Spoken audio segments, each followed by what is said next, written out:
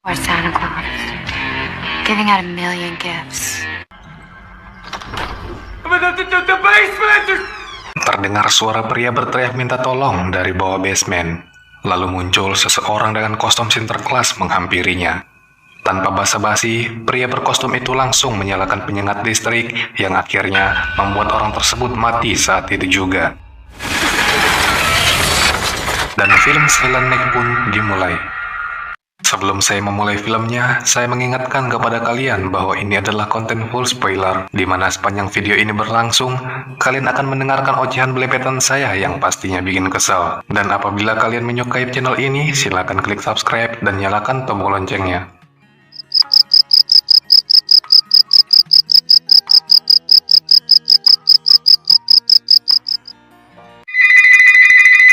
Di pagi yang cerah, seorang polwan bernama Gladymore bangun dari tidurnya. Lalu ia mendapat telepon dari atasannya, yaitu Sheriff Chopper. Si Sheriff memintanya untuk masuk kantor hari ini. Namun Glady menolak, karena seharusnya hari ini dia libur dalam tugasnya. Deputy Jordan's got my shift. Jordan's MIA. Namun Sheriff Chopper mengatakan bahwa Deputy Jordan sudah 4 hari tidak ada kabar. Mau tak mau, Glady pun harus menuruti perintah atasannya. Okay, well, I look forward to seeing you. Usai sarapan, ia menghampiri orang tuanya dan meminta maaf karena tidak bisa bersama-sama pada hari Natal nanti. Very nice, but you understand. Oh, that's okay, darling. Singkat cerita, Glady pun pamit dengan orang tuanya untuk bertugas. Nice job, Mr. Mayor. Huh? Pardon me? Lalu di jalan, Glady menyapa Pak Wali Kota yang sedang memasang lampu hias di depan rumahnya. Meskipun Pak Wali Kota orang yang terlihat baik dan ramah, dia sebenarnya adalah pemimpin dari sebuah proyek jembatan yang dibangun secara ilegal. Tak lama, anak Pak Wali Kota datang bernama Tiffany. Glady pun menyapanya. Akan tetapi, Tiffany tidak menggubris. Dasar anak setan, sombong sekali. This ain't a parade. Yeah, you take care. Di sisi lain, terlihat seorang wanita hendak meminum obat jantungnya, namun tiba-tiba si anak membuang obat tersebut. Doing, honey? Lagi-lagi anak setan. You need to take me to the mall. Anak itu marah karena ibunya tak mau menemani pergi ke mall. Si ibu bilang bahwa mereka sebentar lagi akan pergi ke gereja. Namun si anak malah membentak sang ibu dan harus menuruti kemauannya. Saat anak itu sedang sendiri di ruang tamu, terdengar seseorang mengetuk pintu. Anak itu pun membuka pintunya. Namun tiba-tiba, seorang pria berkostum Sinterklas membuka ransel kadonya dan langsung menyetrum dan menusuk anak itu dengan sebuah tombak. I didn't ask for that. Azab anak durhaka, dasar anak setan.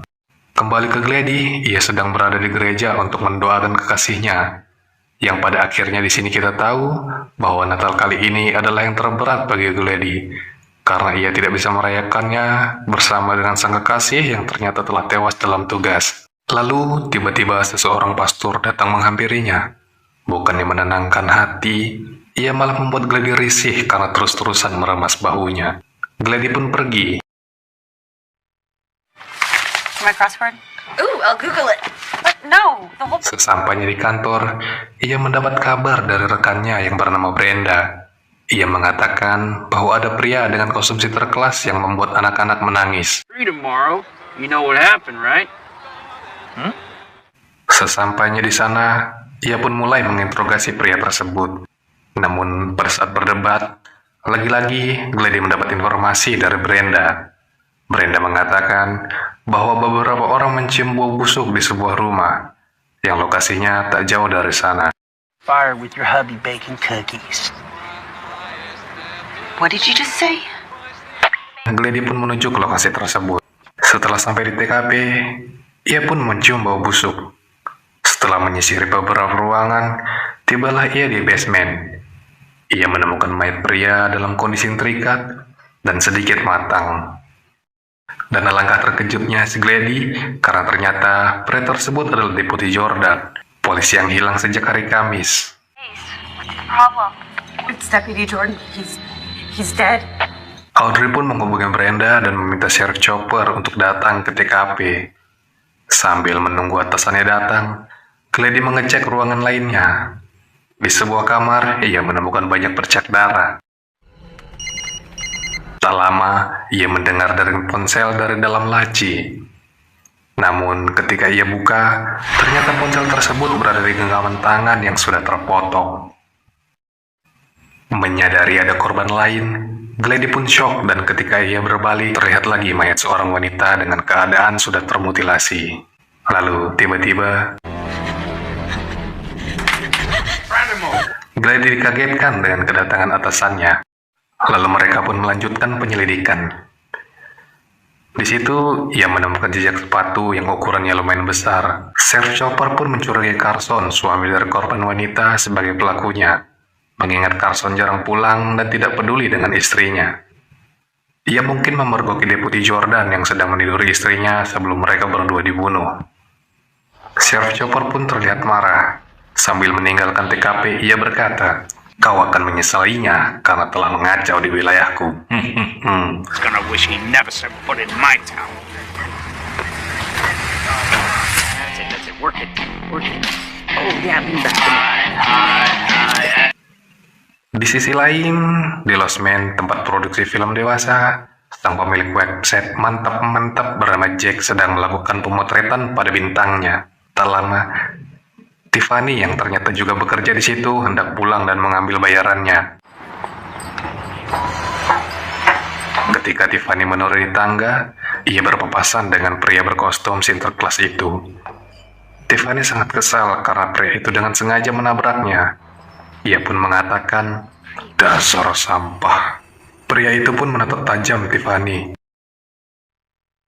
Di ruang pemotretan, Jack yang lagi asik mengabdikan momen susu dibuat kesal karena ada seseorang yang mengetuk pintu. Ia meminta asistennya untuk membuka pintu tersebut. Asistennya pun membuka pintu itu dan meninggalkan handycam-nya di meja. Namun ketika pintu dibuka,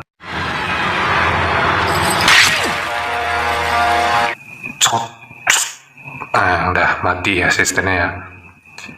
Si model yang melihat pembunuhan itu langsung lari ke kamar mandi. Namun Jack yang tidak menyadari hal itu akhirnya mati dengan celurit yang menancap di selangkangannya.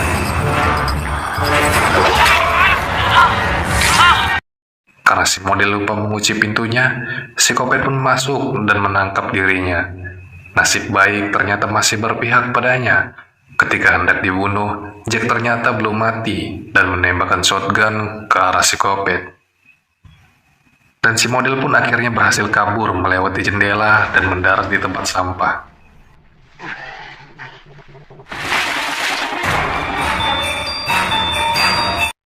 Hingga pelariannya sampai di sebuah taman, ia menemukan gudang untuk bersembunyi.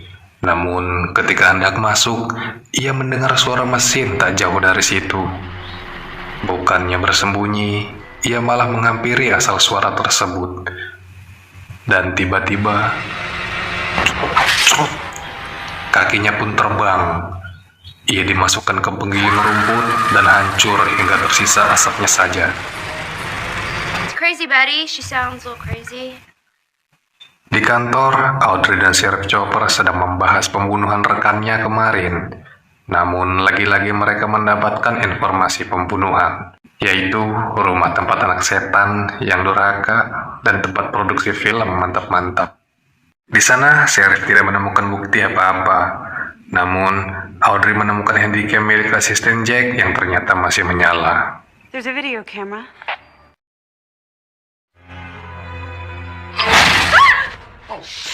Di gereja, pastor yang dilihat Glady tadi siang lagi asik ngambilin uang jemaat di toples. Setelah itu, ia melakukan khutbah kepada nenek-nenek yang ternyata juga dihadiri oleh si psikopat. Dan ketika lagi semangat-semangatnya ngomongin dosa, dia ditusuk berkali-kali hingga mati. Azab nyolong dan ngecengan, skurin. Di restoran burger, Glady melihat seseorang berkostum Sinterklas yang ciri-cirinya sama dengan yang ada di video. Ia pun menghampiri pria tersebut dan menginterogasinya. Mr. Carson? Namun, pria itu malah bercerita tentang seseorang dengan kostum Sinterklas yang memergoki istrinya berselingkuh. Lantas, pria itu membunuh istri dan selingkuhannya dengan cara dibakar. Mendengar cerita ini, Glady makin curiga bahwa pria ini adalah Carson, suami dari wanita yang terbunuh bersama Deputi Jordan. Untuk memastikan, Audrey pun menghubungi nomor telepon Carson, dan benar saja ponsel miliknya berbunyi di atas meja. Carson pun panik dan lari keluar restoran. Audrey mengajarnya sambil menghubungi Sheriff Chopper. Di belakang, ia kehilangan jejak Carson. Namun tiba-tiba, Audrey diserang dari belakang. Untungnya, ketika hendak dibunuh, Sheriff Chopper sudah sampai di sana. Namun, Carson berhasil melarikan diri. Akhirnya, terungkap bahwa pembunuhan berantai ini dilakukan oleh Carson. Lantas, mereka pun pergi ke kontrakan Carson. Namun, mereka tidak menemukannya di sana. Dan dalam perjalanan pulang, Sheriff Chopper menelpon Pak Wali Kota untuk mengucapkan selamat Natal. Namun tiba-tiba Pak Wali Kota dicekik dari belakang hingga kehabisan napas. Dan Pak Wali Kota pun mati saat itu juga. Dan di dalam rumah, Tiffany sedang mengadakan sesi pengencerotan dengan pacarnya. Dan ketika Tiffany sedang dalam mode bertahan untuk menerima ulti pacarnya, tiba-tiba Sinterklas itu datang. Tanpa basa-basi, Sinterklas itu melayangkan kapaknya yang membuat Tiffany tersungkur lalu menghabisi mereka berdua. Pedih ya, azab maksiat. Tapi tidak dengan anak kecil ini. Sinterklas itu pun malah memberikan permen kepadanya. Sungguh pencabut nyawa yang konsisten. Dan di pihak kepolisian, Audrey dan Sheriff Chopper berhasil menangkap pria yang berbuat onar di pesta Natal. Mereka pun memasuki pria tersebut ke dalam penjara. Off the deep end. Yeah, you know why. Laugh and they go, where the fuck is my cup of joy, huh? Namun, pria tersebut berbicara tidak jelas yang membuat Glady menjadi bingung. Lantas, Glady kembali ke kontrakan Carson yang sempat kabur. Carson! Glady pun langsung menodongkan senjata kepada Carson, begitu pula sebaliknya. Lantas, tanpa ragu, Glady pun menembak Carson tepat di kepalanya. Di sana ia melihat sebuah kado, di mana setiap terjadi pembunuhan itu, si korban selalu menerima kado yang sama. Glady pun teringat bahwa ayahnya juga menerima kado yang sama. Karena menyadari bahwa pelakunya bukanlah Carson, lantas ia bergegas pulang ke rumah karena khawatir dengan ayahnya. Dan benar saja, setelah Glady sampai di rumah, sayangnya ia terlambat. Glady kaget dan menangis melihat ayahnya yang sudah tewas dengan perut yang merantakan. Sembari menenangkan sang ibu, ia berjanji akan menangkap pembunuh ini dan kembali ke markas.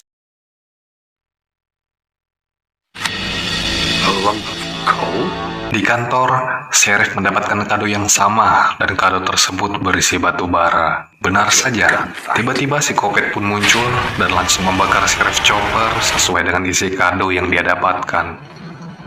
Sedangkan Brenda yang melihat komandannya dibakar, ia pun bersembunyi. Lalu si Kopet itu menghampiri pria yang dipenjara untuk dibebaskan. Bodohnya, usai dibebaskan, ia malah memaki dan memukul si Kopet itu. Hingga akhirnya ia pun digeprek dengan kapak, lalu kepalanya dijejek sampai lembut. Sangat lembut. Setibanya Glady di kantor, ia melihat kantor sudah dalam keadaan kacau. Sheriff Chopper dan tahanan pun sudah tewas. Saat dalam pencarian, ia diserang oleh psikopat tersebut.